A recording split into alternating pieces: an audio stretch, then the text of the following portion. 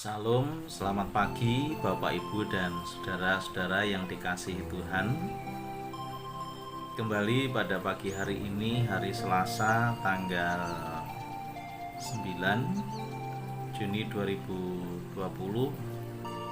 Saya menyapa panjenengan kembali. Saya meyakini bahwa panjenengan akan tetap dapat menyesuaikan diri dengan keadaan yang sampai saat ini terjadi.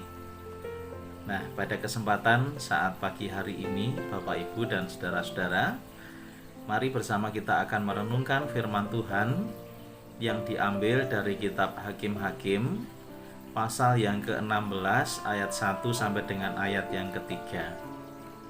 Demikian bunyi kebenaran firman Tuhan. Pada suatu kali ketika Simson pergi ke Gaza, dilihatnya di sana seorang perempuan sundal, lalu menghampiri dia. Ketika diberitahukan kepada orang-orang Gaza, Simson telah datang ke sini, maka mereka mengepung tempat itu dan siap menghadang dia. Semalam-malaman itu di pintu gerbang kota.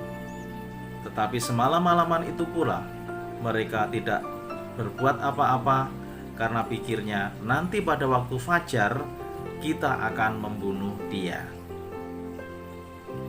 Tetapi Simson tidur di situ sampai tengah malam. Pada waktu tengah malam bangunlah ia, dipegangnyalah kedua daun pintu gerbang kota itu dengan tiang pintu. Dicabutnyalah semuanya beserta palangnya, diletakkannya di atas kedua bahunya, lalu semuanya itu diangkatnya ke puncak gunung yang berhadapan dengan Hebron. Saudara-saudara yang dikasihi Tuhan, pada pagi hari ini firman Tuhan diberi judul Hidup Sesuai Panggilan. Mari kita berdoa. Bapa kami di dalam surga, terima kasih kalau pada kesempatan pagi hari ini Tuhan, kembali kami bersama datang kepadamu untuk mengucapkan syukur atas segala kasih setia yang Kau nyatakan kepada kami, di mana dalam kehidupan kami pada saat pagi hari ini kami bersama mendasari hidup kami dengan firman-Mu yang baru saja kami baca, dan saat ini akan kami renungkan. Kiranya hikmat Tuhan menyertai sehingga kami semakin memahami perkataan firman-Mu. Terima kasih, di dalam nama Tuhan Yesus kami bersama berdoa. Haleluya. Amin. Nah, Bapak Ibu dan saudara-saudara yang dikasihi Tuhan Yesus Kristus, di dalam kitab Hakim-Hakim dikatakan bahwa dosa itu adalah melakukan apa yang jahat di mata Tuhan.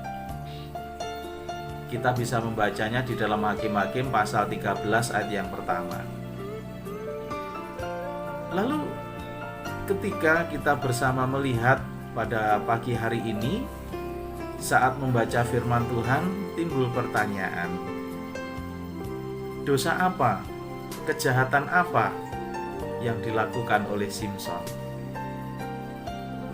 Saudara-saudaraku yang dikasihi Tuhan Yesus Kristus, kalau kita membaca di dalam ayat yang ada ini, menunjuk salah satu kesukaan atau hobi atau kesenangan yang dilakukan oleh Simson adalah kesukaannya kepada lawan jenisnya.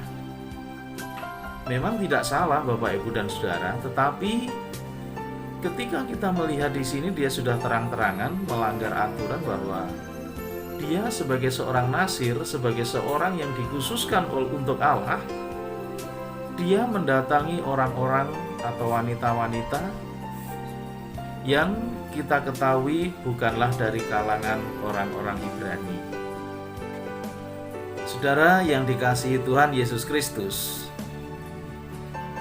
di mana dalam kehidupan Simson seperti yang kita ketahui bahwa sebagai seorang nasir Allah, Simson punya tugas khusus untuk melepaskan orang-orang Israel dari tangan orang Filistin.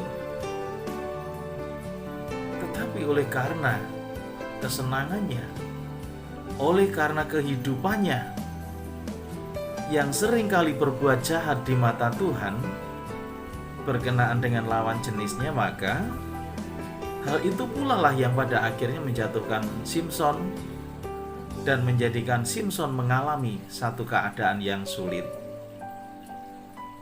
Saudara yang dikasihi Tuhan, Simson tentu tahu bahwa dia adalah bagian dari umat Allah. Dia tentu tahu juga bahwa secara khusus dia ditentukan untuk menjadi Nasir.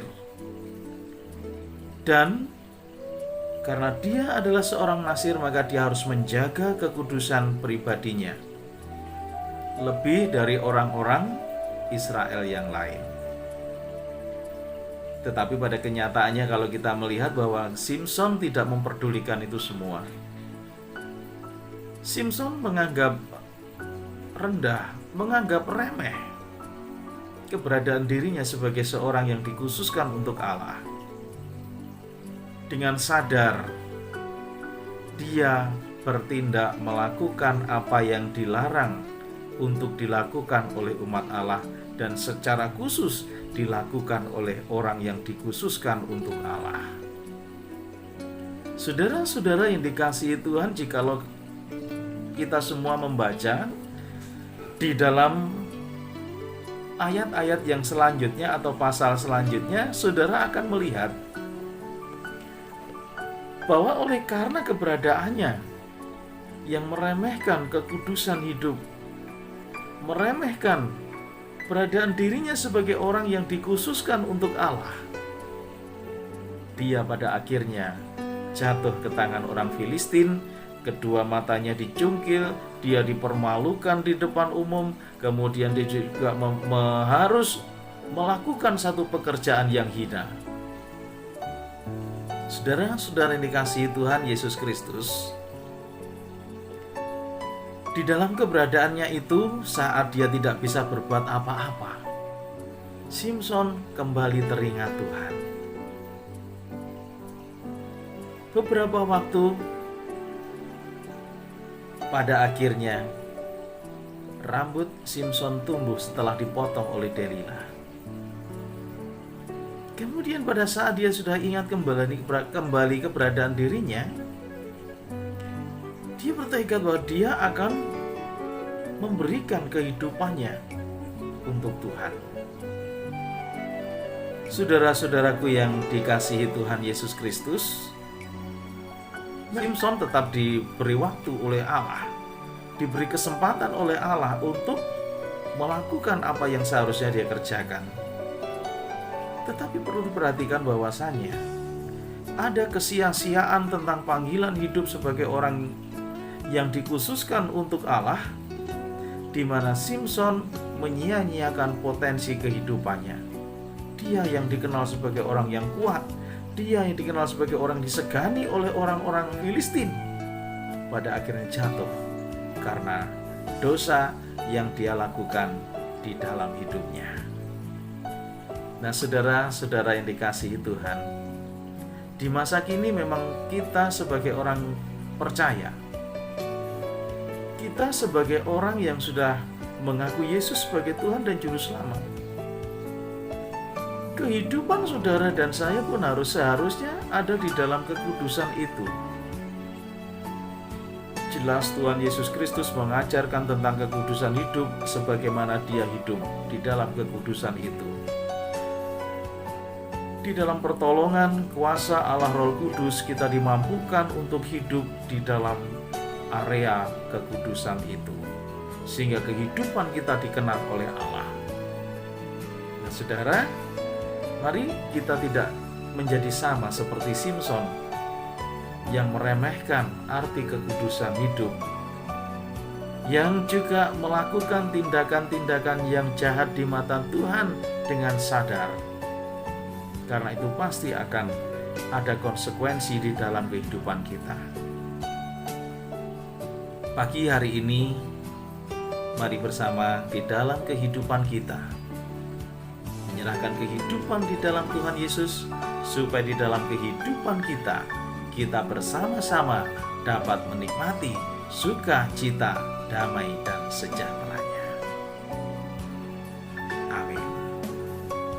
Bapa di dalam surga, terima kasih kalau pada pagi hari ini dalam kehidupan kami bersama-sama, kami boleh merenungkan perkataan suci Tuhan. Bapa, apa yang Kau ajarkan supaya kami boleh hidup di dalam kekudusan, biarlah boleh kami kerjakan dengan kekuatan yang datang dari Tuhan Yesus.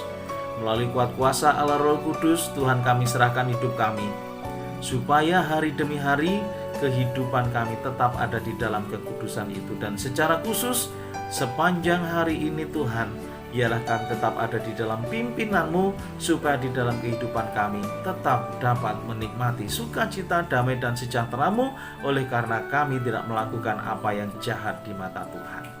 Terima kasih, berkati kami semuanya. Di dalam nama Tuhan Yesus Kristus, kami bersama berdoa mengucapkan syukur. Amin. Nah, Bapak, Ibu, dan saudara-saudara yang dikasihi Tuhan, mari di dalam kehidupan kita bersama-sama terus bersyukur kepada Tuhan Yesus, karena kasih kemuliaan-Nya terus dinyatakan kepada kita. Dan di dalam kehidupan kita, dalam segala keterbatasan yang ada, kita boleh tetap menikmati kasih setia-Nya. Kalau pada saat ini dalam kehidupan kita boleh melihat bahwa ada kelonggaran-kelonggaran yang diberikan, mari kita mau tetap waspada. Mari kita mau tetap menjalankan protokoler kesehatan untuk kita boleh terhindar dari penyebaran virus corona. Yakinlah ketika panjenengan ketika keluar memakai masker, panjenengan rajin mencuci tangan, tetap menjaga kebersihan diri, dan juga memakai alat pelindung diri yang lain, panjenengan akan terlindung. Dan yakinlah bahwa dalam kehidupan saudara-saudara, Tuhan berkehendak supaya kita boleh tetap memuliakan Dia. Karena itu jagalah diri masing-masing supaya tetap sehat, kuat untuk memuliakan nama-Nya. Selamat berkarya, selamat beraktivitas, dan pada akhirnya saya sampaikan salam sehat. Tuhan Yesus memberkati kita sekalian. Shalom.